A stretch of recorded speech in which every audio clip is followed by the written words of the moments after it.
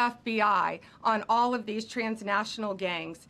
TDA has been a huge terror to our country, as well as MS-13, as well as Sinaloa cartels. No longer.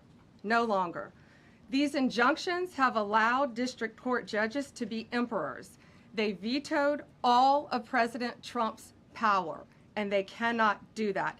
This has been a bipartisan problem that has lasted 5 presidential terms, 5 different presidents, and it has ended today. We will continue to fight for President Trump's policies. I want to thank the Office of White House Counsel, Dave Warrington. You and your staff have been incredible. Our Solicitor General's office, John Sowers, Sarah Harris, and Todd Blanche and Emil Bovey. Todd's going to say a few words because we've had another major ruling today on transgender books and some other great wins that we've had. But no longer will they have this power in our country. It is the president's authority under his executive branch to do everything to fight for the American people, and he will continue to do that. That's why he was overwhelmingly elected. Thank you. Thank you. Today's a great day for the rule of law. It's a great day for the Justice Department, and it's one that's been a long time coming, and one that every American should have been waiting for with bated breath. And so I echo what the President said and Attorney General Bondi, that the Supreme Court did a great thing today, not only for this administration, but for every American in this country.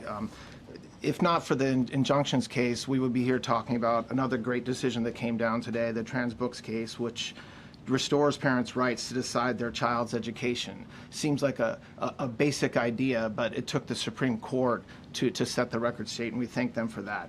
And now that ruling allows parents to opt out of dangerous trans ideology and make the decisions for their children that they believe is correct. And so we thank the Supreme Court for that. There's been multiple decisions over the past several weeks that just show why this nationwide injunction ban had to happen. For example, what I mean by that is local district court judges issuing decisions that are clearly contrary to law just because they don't like the policy of President Trump. And when it gets to the Supreme Court has to correct it. But that takes time. The Attorney General thanked our lawyers, and I'll do it again. Our lawyers are working 24 hours a day, 7 days a week to fight these injunctions and to emergency appeals, emergency stays, going back to the district court judge, asking them to change their view. And so their hard work is really paying off today, but over the past few weeks. We had a stay of an order that prevented DHS from moving aliens to a third country. We had a stay of an order that stopped the Department of Defense from implementing military readiness, the EO that President Trump signed. We had another stay of an order forcing reinstatement of fired executive branch employees entirely within the President in Article 2, his right to do. We had a stay of, as you all know, of numerous DOJ cases. And again, every one of those stays requires a tremendous amount of work and effort by the lawyers and parties involved, and they should be doing other work. They should be doing the work that the President and this administration demands and has a right to demand, and not fighting these local judges who don't make decisions based on the law. They make decisions because they just simply don't agree with the administration's decision about a policy, and that's wrong. Thank you. Any questions? Yes, for Pam, please. Go ahead. Sure. Thank you, Madam Attorney General. So as you know, the Supreme Court did not rule on the underlying constitutionality of the President's birthright citizenship order. So what is the plan now? Are you going to try to implement the EO just in states where there isn't a legal challenge? Yes, so birthright citizenship will be decided in October in the next session by the Supreme Court, unless it comes down in the next few minutes. I guess it could come down. I think they're still deliberating right now on some cases. As you heard, we just got transgender books, which is a huge win.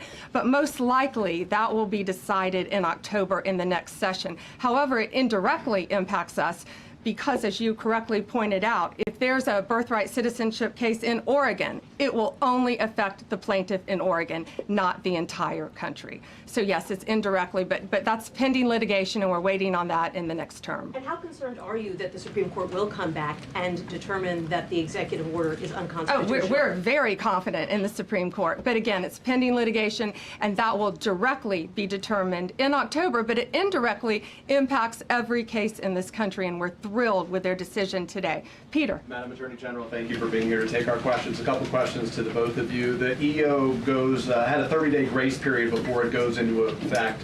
Is there any thought about trying to make it effective immediately within that period of time? We're going to follow the law. We're going to make those decisions, and we're going to do what's right in the bounds of the law. And then the DOJ didn't ask the justices to rule on the merits of the birthright citizenship ban. Just for explanation purposes, why? Sure, because that's going to come down in October in the separate. This was huge because it's indirectly impacted today. As I said, it's case by case. Let me reiterate, of the 35 of the 40 nationwide injunctions filed against this president, against his executive authority as President of the United States, 35 of them came from Maryland, D.C., Massachusetts, California, Washington. I mean, that's crazy. These 5 districts. So yes, it indirectly impacts us. It will be a separate decision in October. Next question. Thank you, Mr. President. A question for you, sir. Do you believe this ends the power of the lower court judges to stop your agenda? Do you see this as a full green light for your agenda going forward? Well, you'd have to really speak to the lawyers about that, but this is really also a decision based on common sense. It didn't work the other way. It was a disaster where somebody from a certain location in a very liberal state or a liberal judge or a liberal group of judges could tie up a whole country for years because their decision would sometimes take years to overturn. We've overturned many of the decisions, but it would take years to do it. And we have to act quickly when it comes to illegal immigration. We have murderers, killers, we have drug dealers, we have what they've allowed to come into our country. Should never be forgotten. It should never be forgotten what they've done to our country. And we have to be able to act very quickly, and we're going to do that. Thank you. Just as Amy Coney Barrett, sir, I know that you praised her and her opinion here in this case. She has taken some heat, though, from some of your supporters who have labeled her weak, a squishy, a rattled law professor. What is your take on that? I don't know about that. I just have great respect for her. I always have. And her decision was brilliantly written today. From all accounts, yeah. Transgender rulings, Mr. President. What would you say to Americans who fear that this is more and more concentration of power in the White House and the executive? Well, this really brings back the Constitution. This is what it's all about, and this is really the opposite of that. I mean, the question is fine, but it's the opposite. The Constitution has been brought back. Mr. President. Thank you so much, President Trump. Illegal crossings in the border are 0 now. 0. Does everyone hear that? 0. Trump 2028! Do you intend, President Trump? Who's that guy? I like him. He's working the cameras. With this new reality, President Trump, in the border, do you intend to engage personally with leaders from South America, not only Central America, Sure. in order to tackle I do that anyway. this situation in I a do that regional anyway. way, and if you have a perspective of meeting some Sure. presidents from South America, as Brazil, for example. Well, you see, as an example, not South America, but NATO over the weekend. Yeah. They have great respect for our country now. They did things that nobody thought was possible. They took funding from 2% to 5%. Nobody thought they'd ever pay the 2%, and now they're paying the 5%. It's over $1 trillion more a year. Think of that, $1 trillion. Nobody thought that could happen. That's a different group of people, different countries. But we get along with a lot of countries. We are respected again. Our country, the U.S., is respected again. Was not respected 6 months ago. I can tell you. we ask about the big beautiful bill? Yeah, go ahead, please. Yeah, Mr. President, you have a deadline coming up on trade in 2 weeks. Which countries, if On what? any, on trade, on tariffs, Yeah. sir? Which countries, if any, are close to agreements with the administration? Well, that's an interesting question. We've made a deal with China. We've made a deal with probably 4 or 5 different countries. With the UK, it was a great deal for both. And we're in the process of making some others. But ultimately, in fact, Scott is here. And Howard Lutnick, these 2 guys have been doing an incredible job. And the people that work with them have been doing an incredible job. But, you know, we have 200 countries. You could say 200 countries plus. We can't do that. So at a certain point over the next week and a half or so, or maybe before, we're going to send out a letter. We talked to many of the countries, and we're just going to tell them what they have to pay to do business in the United States. And it's going to go very quickly. But some of the bigger countries, so India, I think we're going to reach a deal where we have the right to go in and trade. Right now it's restricted. You can't walk in there. You can't even think about it. We're looking to get a full trade barrier dropping, which is unthinkable. And I'm not sure that that's going to happen. But as of this moment, we've agreed to that, go into Indian trade. We're going to be trading in China. That's going to come a little bit down the road, but we're going to be trading in China. We have a lot of great things going, and we're getting along with countries, but some will be disappointed because they're going to have to pay tariffs. And we've taken in already hundreds of billions of dollars in tariffs. No inflation. The only problem we have is we have a Fed guy that doesn't understand what's happening, and it would be great if he'd lower the rate because we'd be able to borrow a lot cheaper. Yeah, go ahead, please. A question. Why don't we keep it on this subject? This is such a big subject. You know what? Trade is so big, but this, I don't know, in a certain way, this might be bigger than trade. I think this is bigger than trade. Yes, please, go ahead. I was wondering, though, if you could... Go ahead. Sir, on the transgender ruling, the Supreme Court ruling that parents with religious objections can pull their kids out of public school lessons that use LGBTQ materials.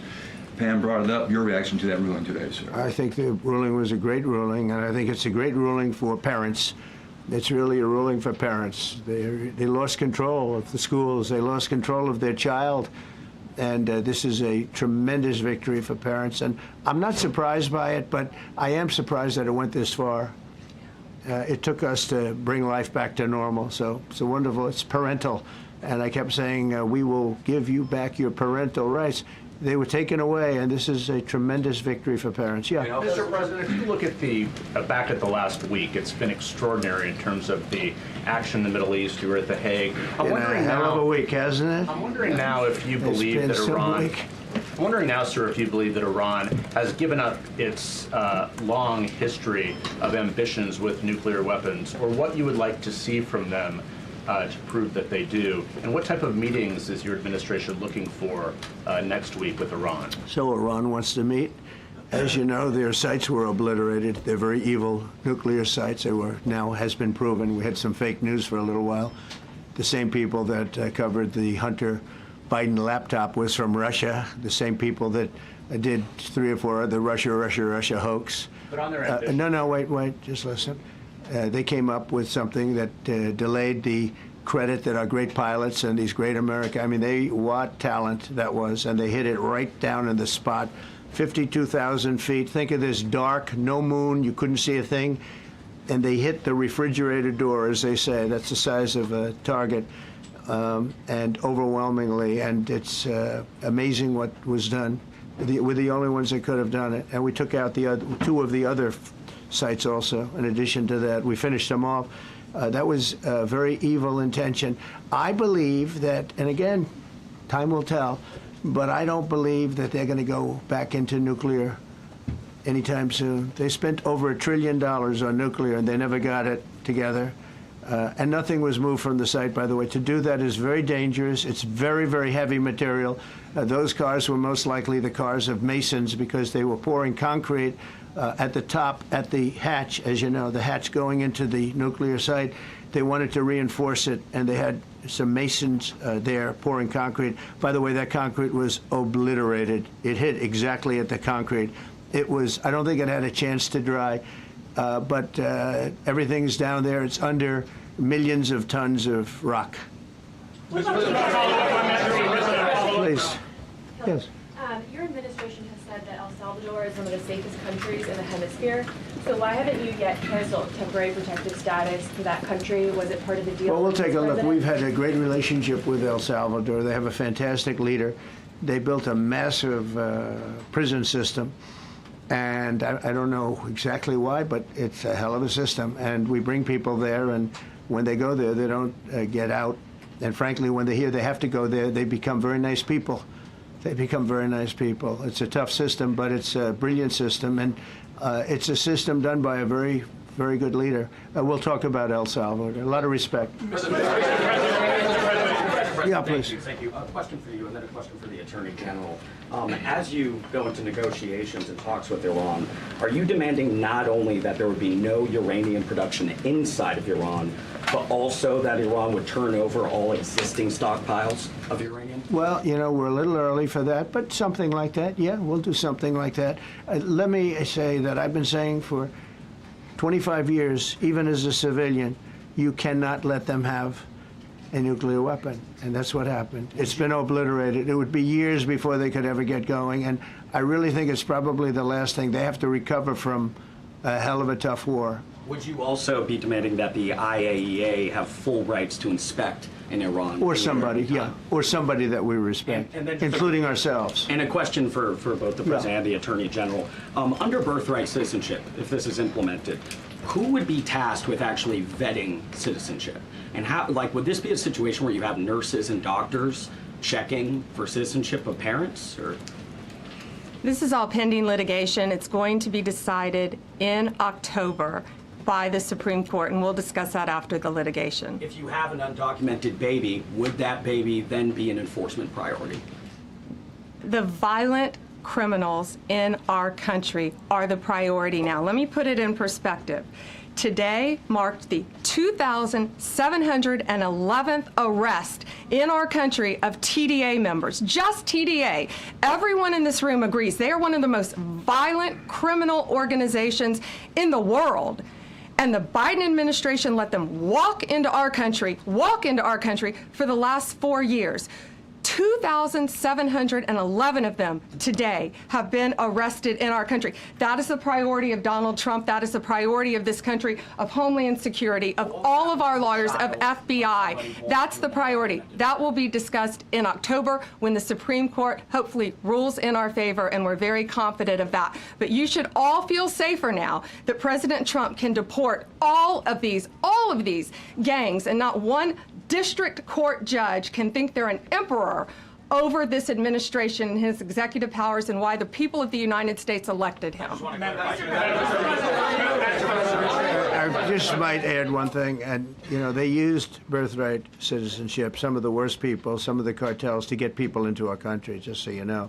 And again, I say, if you look at the end of the Civil War, the 1800s, it was a very turbulent time. If you take the end day, was it 1869 or whatever, but you take that exact day, that's when the case was filed. And the case ended shortly thereafter. This has to do with the babies of slaves, very, very obviously. And I think we're going to win. People didn't, I don't think they went about discussing it right. I came along and we looked and we said, wait a minute, this is wrong. We've been looking at birthright citizenship wrong for years, but they've used it. The cartels have used birthright citizenship to get very bad people in, and what Pam's doing and what Todd and everybody else, what they're doing at DOJ and all over, FBI, ICE, Border Patrol, these are incredible people. They're trying to keep our country safe, and they don't want to have people come in. This is just another way that they get illegal immigrants into our country, and in some cases, very, very bad ones. Go ahead. Thank you, Mr. President. On your tax bill, if I could for a moment, senators are racing to rewrite parts of it right now after the Senate parliamentarian ruled that sections of it were outside of the process that they're using to get this through. Do you think that senators should respect the decisions of the parliamentarian? And what have you personally done in the last 48 hours to try and get Republican senators who are against the bill to a yes? Well, look, it's a great bill. It's a massive tax cut. If it's not approved, your taxes will go up by 68%. Think of that, 68, a record, the highest in the history. The Democrats won't approve it only because politically it's so good for the Republicans. The Democrats aren't approving it. But think of what they're not approving. They're not approving border security. We've done a great job at the border, but we have to add some wall. We have to do, various things. We have no money for that. We have no money for the border. We have no money for so many things. But if the Democrats, it'd be interesting to see if we get any Democrat votes. We should. If I were a Democrat, I would absolutely, maybe Fetterman, because he seems to be the most sensible one lately. If I were a Democrat, I would vote for this bill all day long because it's tax cuts and so many other things that are common sense. They're basic things. I think they're doing fine. The parliamentarian's been a little difficult. And I would say that I disagree with the parliamentarian on some things, and on other ways she's been fine. But we'll have to see. It's a big issue. I will tell you this: if that bill doesn't pass, the country will get a 68% tax increase. So think of this: you're a Democrat and you vote against it. That means you're voting in favor, because essentially you're voting in favor of the largest tax hike in the history of our country. And you can't do that. In addition, we're cutting costs by $1.7 trillion, and it won't affect anybody. It's just fraud, waste, and abuse. Mr. President, a leading global economist just did a 180 and says your tariff plan, you may have outsmarted everybody with it. What is your message? I love this. I love this question. This is the favorite. This is the best question I've ever been asked, because I've been going through abuse for years on this. But Mr. Because as you know, we're taking in hundreds of no inflation whatsoever. But Mr. President, what is your message to critics who think your tariff plan will cause a recession? I think they should go back to business school.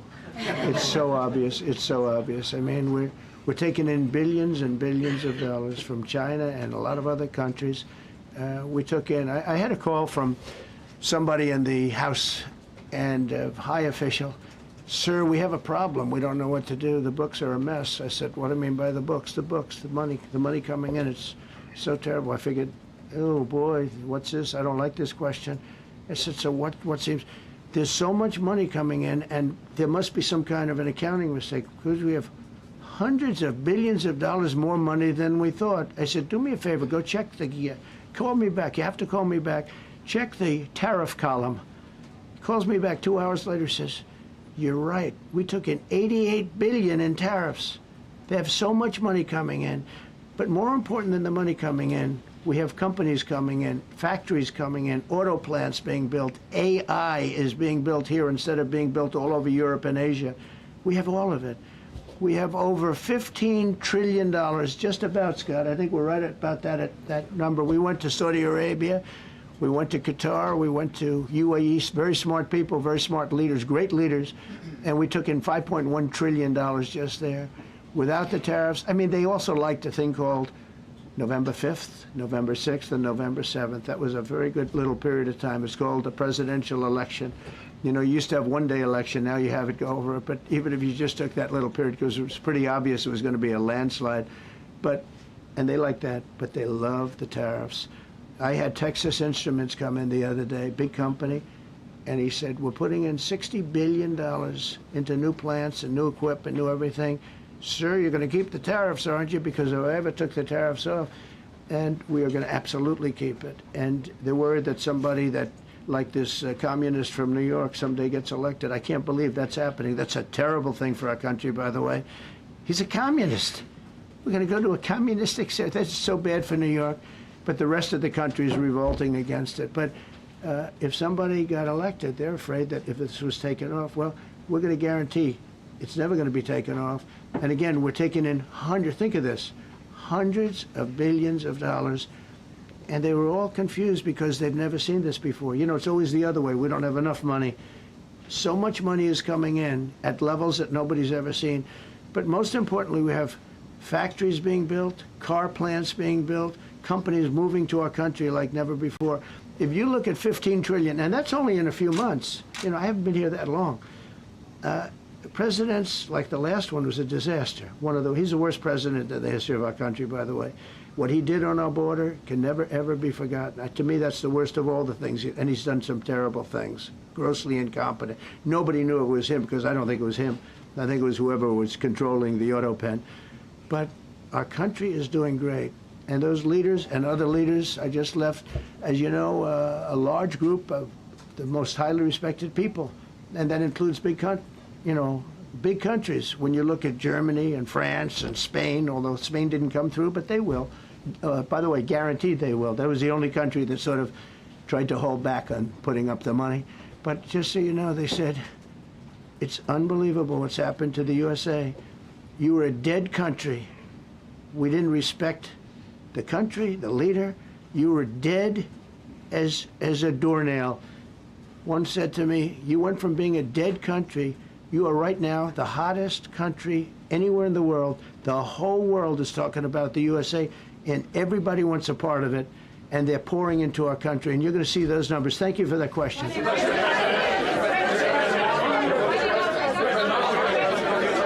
Yeah, go ahead. Thank you, Mr. President. I have a question about trade. Secretary Bessent has said that he hopes tariff deals with major partners will be done by Labor Day. So if some deals are not done by your July 9th deadline, will some countries' tariffs go back up, or will they stay where they are now? Well, there's some countries that are used to ripping us off, to be honest with you, and I don't want to name them, but you sort of can name them. And they're so used to just, taking it billions and billions of, look, we had a trade deficit of more than $1 trillion. Think of a trade deficit.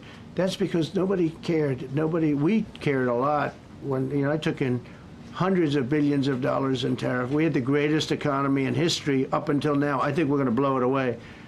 But during my time, and especially prior to COVID, we had the greatest economy in the history of our country.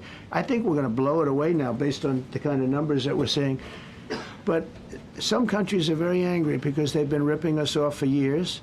They've been making billions and billions of dollars. There was nobody to negotiate with. They could do whatever they want. They charged us tariffs, by the way, at numbers that we've never seen before. And we ended up losing much more than $1 trillion a year. $1 trillion a year on trade. And now they're being met with a force that's far greater than them, and they don't like it. So they're upset because instead of making, $5 billion, they're going to break even, or they'll make a little bit. I want to be nice. They'll make a little bit, or we'll make a little bit. It's a big difference. Yeah, please go. Go ahead. Red dress. On the 2020 election, is there any more information on the special prosecutor? So many Americans still have questions about the 2020 election. And speaking of rogue judges, would you consider appointing somebody at DOJ maybe to investigate the judges that allowed for the political persecution of you, your family, and your supporters during the Biden administration? I love you. Who are you? I'm Cara from Lindell TV. Well, that's just a very nice question. And it's not a setup. I have no idea who you are, but I appreciate that question. All I can say is we're not here for that. I hope so. I hope they're doing a thing because that election was rigged and stolen, and we can't allow that to happen. A lot of people tell me, sir, you just won the greatest election in the history of our country. You won at numbers that won all 7 swing states, won the popular vote, won everything. Sir, go on with your life. And many people that say that, good people, friends of mine. Then you have people that say that same thing, go on with your life, but you have to find out what happened because you can't let that happen again. Look at what this lunatic did. Look at what he did. He opened our borders to people that were murderers, 11,888 to be exact, murderers, and we've captured many of those murderers, and we're bringing them back, or some of them are so dangerous that we don't even want to bring them back. We're afraid they're going to try and come back in. But he allowed people to come into this country, people from mental institutions, insane asylums, that's a mental institution on steroids, people from mental institutions, gang members, drug dealers, people, jails being emptied out into our country. Venezuela emptied out almost its entire prison population into our country. But I don't want to blame them. Many countries have done that. The Congo, we have a great press conference coming up later, and it's the Congo and Rwanda. They were fighting for years, and it was machetes, it was vicious, it was as vicious, people's heads being chopped off.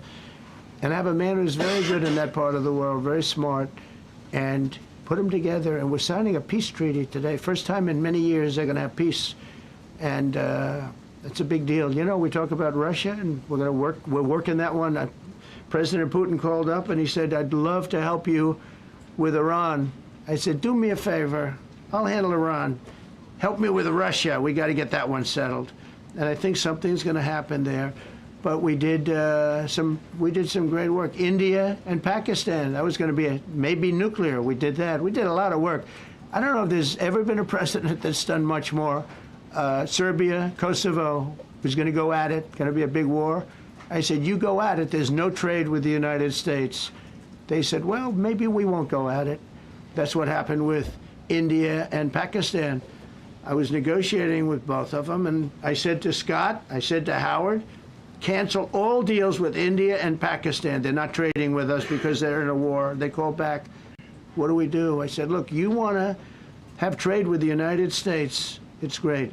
But you want to go and start using nuclear weapons on each other? We're not going to allow that. And they both agreed. Both have great leaders. They both agreed not to do it. So we did a lot, but I appreciate that question.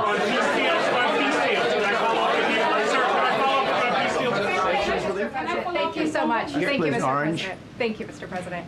I was just speaking with Senator Ron Johnson on the One Big Beautiful Bill, and he says he really wants to get to yes for you and get this accomplished. He does. He's a good man. But he also said that he needs more time, and he is not certain that the July 4th deadline is possible. Well, then he's not such a good man. Because there's too much work to do. No, he's a good man. Ron How Johnson's important- doing a good job. He's very committed. Every Republican senator is committed. And, you know, you could have a couple of grandstanders, in all fairness. You could have somebody else. And it's very dangerous because our country would go from being the most successful country in the world to who knows what happens with a 68%, think of it, 68% tax increase. That was given by the Democrats because they like high taxes. I don't know what happened. You know, all my life, I'd grow up and I'd watch politicians talking. I'd say, oh, that's fun. And they were always saying, we will cut your taxes. We will cut your tax. I never heard it.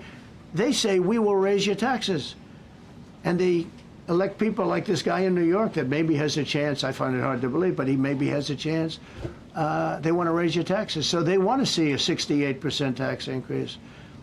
That's more money than anybody could afford. You'd go into a depression if that ever happened. So I think there's a lot of pressure to get that approved. How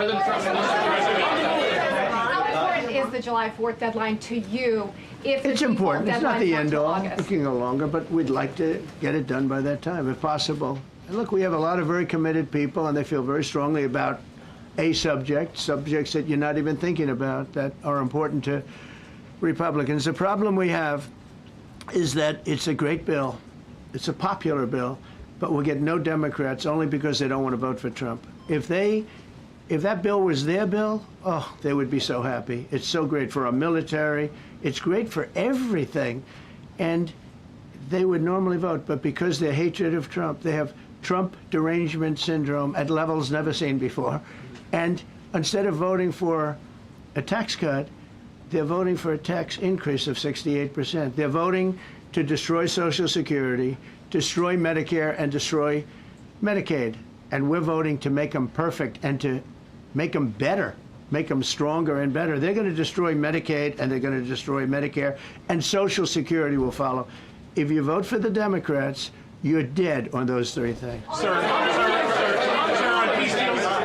Thank you, Mr. President. On a related subject, many Democrats have said that they are not going to support crypto bills in Congress only because of you and your family's personal crypto ventures. And these votes are in some cases needed to pass.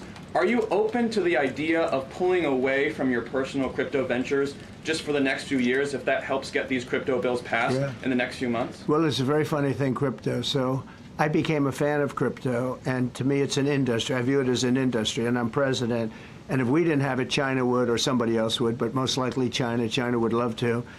And we've dominated that industry. It's a big industry, by the way. In fact, when the stock market went down recently, crypto and Bitcoin and all of that went down much less than anybody else as a group. And we've created a very powerful industry, and that's much more important than anything that we invest in. We invest in it, but really that was an industry that wasn't doing particularly well. I got involved with it a couple of years ago, and before the second term. I got involved before I decided to run. I only decided to run because I saw what was happening, and Biden was incompetent, and the administration was crooked and incompetent. And I was in Bitcoin then, not knowing if I was going to do it a third time. So it's become amazing. I mean, it's the jobs that it produces. And I notice more and more you pay in Bitcoin. I mean, people are saying it takes a lot of pressure off the dollar. And it's a great thing for our country. So I don't care about investing. You know, I have I have kids, and they invest in different things. They do believe in it. But I'm president, and what I did do there is build an industry that's very important. And, you know, if we didn't have it, China would. Okay. Sir, Mr. President. Go ahead. With the glasses. Gentlemen, go ahead, please. Go ahead. Thank you, Mr. President. So are you going to cut funds in the sanctuary states, like for instance California, they keep supporting illegal immigration and then these people work under Yeah, we're the giving them a table? hard time. And also, in a foreign policy I question. mean, they don't have a governor in California. They have a man that wants to give away everything to people that nobody's seen before. If we didn't go into Los Angeles with the military, which did a fantastic job, but if we didn't go into Los Angeles bringing in the National Guard, I would have brought the military if it was necessary, because you have to. We have the right to. That was another thing upheld by the Supreme Court. But if we didn't go in with the National Guard and be strong and tough, you wouldn't maybe have Los Angeles. It would be like the rest of California, the rest of Los Angeles. They lost 25,000 houses in a fire. They should have lost none. You know, I sent the water down. I had to break into their water supply because they just refused to do it. They're crazy. There's something wrong with them. They have plenty of water. They don't have droughts or anything. They have plenty. We let it come down from the Pacific Northwest. They routed all the water out into the Pacific Ocean for environmental reasons, okay? And now you have 25,000 houses, none of which would have burned down if you had the water. They didn't have water. They didn't have water for the fire pumps. They didn't have water in the sprinkler systems that people put in. So the answer is we're going to work with governors. We're going to work with radical left Democrats and Democrats, and we're going to make it good for everybody. We'll have to stop the crime in those, in the case of the cities, I think I can say just about all cities with heavy crime are run by Democrats. Go ahead. 11 lies. Yeah, with the glasses. I'm with you. Go ahead, yes. Yeah, no, the man behind you, yeah, please. President Trump, Anthony Marshak from Amphibia, Lebanon. I want to ask you regarding the threats posed by Iran's allies and proxies operating in the U.S. They were threatening your life. So what do you say about that? And regarding the Lebanon, because Hezbollah is as well part of Iran's allies, is there any time frame in Lebanon regarding disarming Hezbollah in Lebanon? Yeah, Lebanon is a great place with brilliant people. You know, it was known for the professors and doctors and had an incredible history, and hopefully we can bring it back again. I just appointed a friend of mine who's Lebanese, and I didn't know he was Lebanese. I've known him for 20 years, very, very successful man. And I just appointed him. And I said, why would you want that? He said, because I was born there, I was raised there, I love it. I love it so much. I said, you know, it's very dangerous going to Lebanon as ambassador. And he said, that's what they say, but I don't care about danger. I mean, this is a guy that is just a very big business guy. He wants to give up his whole life to go to Lebanon because he believes in it so much. We're with Lebanon all the way. We'll try and straighten it out. Your life as well. So what actions? Threaten my life? Yeah, they have threatened. I get that throbbing feeling every once in a while. Get that throbbing feeling, but you know what? That's okay. This is a dangerous business. What I do is a dangerous business. You know, I tell the story of the car companies and different people in different professions you have. Race car drivers, as an example. 1/10 of 1% die. Bull riders, 1/10 of 1%. That's not a lot, but it's people die. When you're president, it's about 5%. If somebody would have told me that, maybe I wouldn't have run. Okay? This is a very dangerous profession. Yeah, please. By the way, so many questions. Should we keep this going, Pam? Or not? This is the opposite of Biden. Biden would take a half a question and he'd leave without answering it. Go ahead. On Iran. You tell me when it gets boring. Okay. If Iran. Are you from Iran? No, I'm not from Iran. I'm from the UK. But if the intelligence reports conclude that Iran can enrich uranium to a level that concerns you, would you consider bombing the country again? Without question, absolutely. And have you had any conversations? Turned out to be unbelievable. But, you know, our incredible flyers and I call them the shots, these guys are unbelievable. Think, from 52,000 feet, they hit the equivalent of a refrigerator door. They actually hit it right in the center, so it's much smaller than that. And just bomb after bomb going deeper, deeper, blowing up. Incredible, incredible thing. I don't know if you heard the general, he was very impressive. Raisin Cane. You know, he's the one that beat ISIS for me. And he did it in a matter of weeks. And I was told it was going to take 4 or 5 years. And when I got this job, I always said, if I get this job, I'm going to put that guy as the head of the Joint Chiefs of Staff. And Dan Kane, and he, when I heard his name was Raisin, his nickname is Raisin, Raisin Kane. I said, you got to be kidding. So I liked him right from the beginning, but he knocked out ISIS in a time that nobody ever thought possible. And when this attack was completed and so successful, I said, now I know how you knocked out ISIS so quickly. But we have the best people, we have the best equipment in the world. You know, I rebuilt the military during my 4 years, during my other term. We have the best equipment in the world. The problem is we gave away, you know, a lot of it, but small, relatively speaking. We gave a lot of it away to Afghanistan. Shouldn't have happened. That just shows how incompetent they were. They gave all that equipment away, billions and billions of dollars worth. Shouldn't have happened, but that was small compared to what we have. Now we have a great military with great people. Okay. Yeah, please. Mr. President, congratulations. A couple of very different questions. One is Rwanda in 1994. As you grew up in New York, we all knew how horrific those attacks were. Congratulations on that treaty. There are talks that perhaps... That's going to take place today at 3 o'clock in the Oval Office. We're going to have a signing with Rwanda and the Congo. So I'm a little out of my league in that one because I didn't know too much about it. I knew one thing. They were going at it for many years and with machetes. It is one of the worst wars that anyone's ever seen. And I just happened to have somebody that was able to get it settled. I mean, just a brilliant person who is very comfortable in that part of the world. It's a very dangerous part of the world. I said, are you uncomfortable there? People are being killed. School children are being raided and killed. And I don't even want to say how, but as viciously as I've ever heard. Are you uncomfortable? No, that's the part of the world that I know. Very comfortable. Was able to get them together and sell it. And not only that, we're getting for the United States a lot of the mineral rights from the Congo as part of it. They're so honored to be here. They never thought they'd be coming to. Look, this is a very tough part of the world. They never thought, they were just telling me, they never thought they'd ever be coming to the White House, and they're so honored.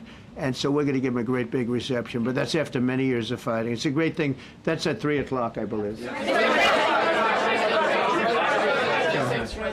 Sir, are you concerned at all about secret nuclear sites in Iran? You talked about maybe just secret nuclear sites? Yes, there might be some of Not really. Can I tell you? They're exhausted. And Israel's exhausted too. And I dealt with both of them. And they both wanted it settled, both of them. And we did a great job, but they're exhausted. The last thing they're thinking about right now is nuclear. You know what they're thinking of? They're thinking about tomorrow, trying to live. It's such a mess. It's such a mess. The place was bombed to hell. And no, I'm not worried about it at all.